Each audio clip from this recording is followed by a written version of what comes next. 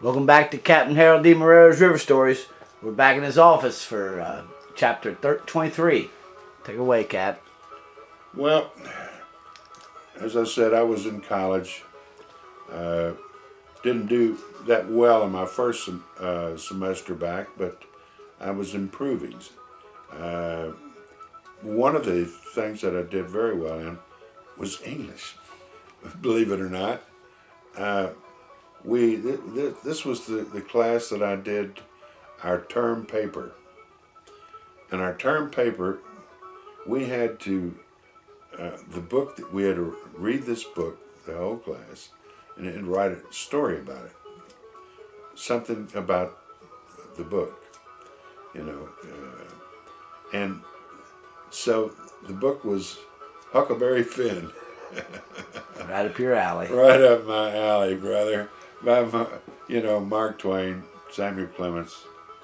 And so, Did you have to pay that teacher to pick that one? oh man, was I ever lucky.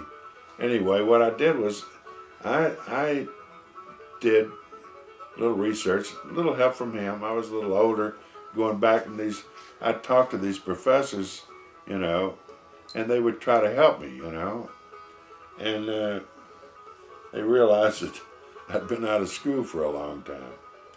And so I did a critical analysis of Mark Twain's descriptions of the river from Huckleberry Finn. And what I did is he said some things in the book that were really impossible to happen. I mean, I know eddies, I know the river, I know what it does.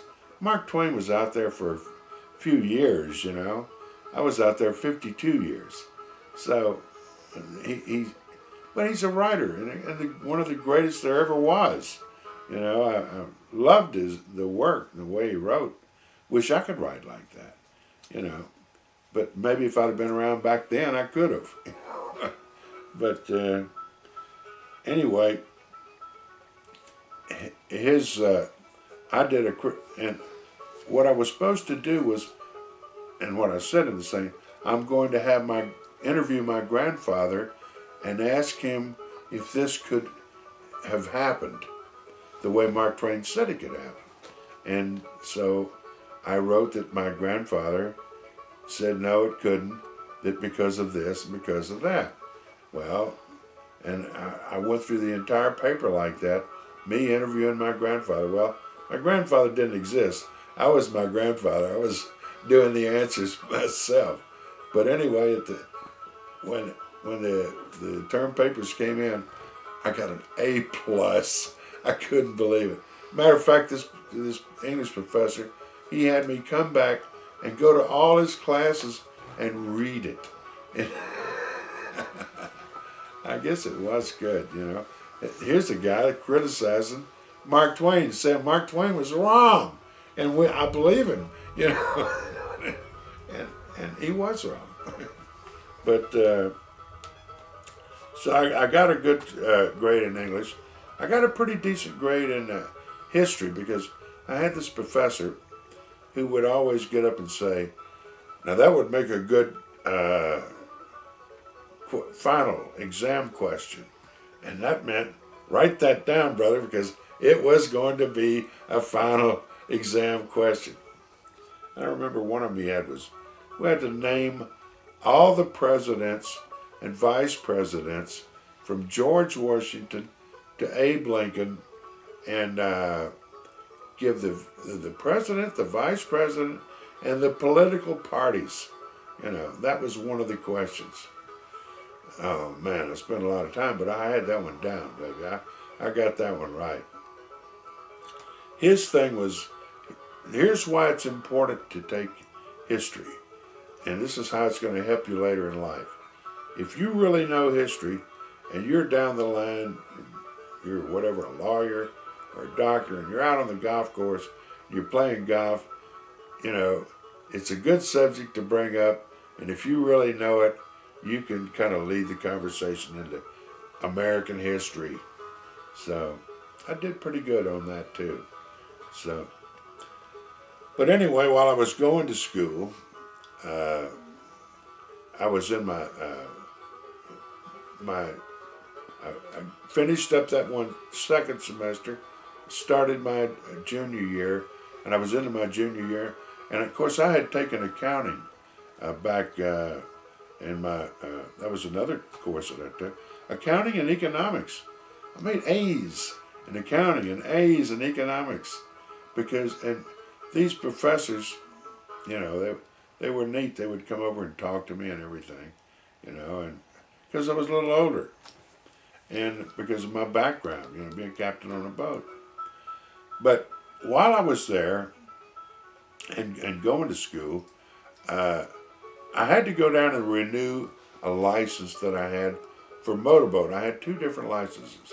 One for motorboat operator, that was good on vessels up to 65 feet long.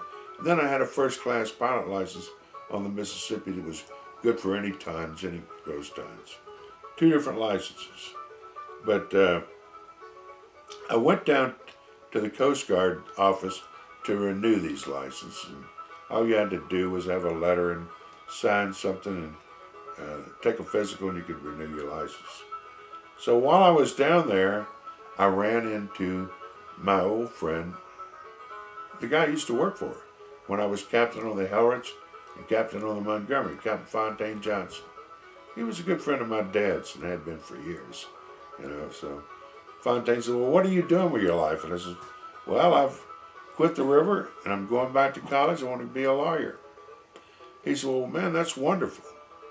How are you doing that? And I says, well, saved up my money and my wife's working, and between the 2, got enough money to finish out. He said, well, what if you had a salary each month? And I said, a salary? He said, what do you mean? I said, how much money do you need a month to supplement what your wife makes? And I said, and live well. I said, well, around $400 a month. He says, all right, I can do that for you. He said, you take your $10,000 that you had saved and invest it in this boat company that I have. He says, and I'll sell you 50% of it, and you'll get $400 a month salary. I said, well, that's great, man. So I took my $10,000, put it down, started getting those checks, man, every month, $400 a month. And so... how long did that last? Well, it lasted about halfway through my junior year. And then the accountant we had was in Memphis. And he called me on the phone. He says, could you come down to my office? And I said, well, sure. He was our accountant and bookkeeper and everything. Was basically paying all the bills, doing all that. And I came in there, he says, aren't you a 50% stockholder in this company? I said, yes. He said, well, I was just curious. I couldn't understand why you're getting $400 a month and your partner is getting $4,000 a month. Mm-hmm. And I said, what? What? He said, that's right. He's drawing $4,000. That's back in the 60s. This guy, man, where is he coming from? He was taking you to school, wasn't he? Was he ever? I left his office, went back, the hell with school, and got a plane, got me a ticket on a plane. He was living in New Orleans, and I flew to New Orleans, rented a car, and went straight to his house, Well, we'll have to pick up that story, what happened once you got to his house in the next story. Thanks for watching Captain Harold DeMarrero's River Stories, and come back and watch some more.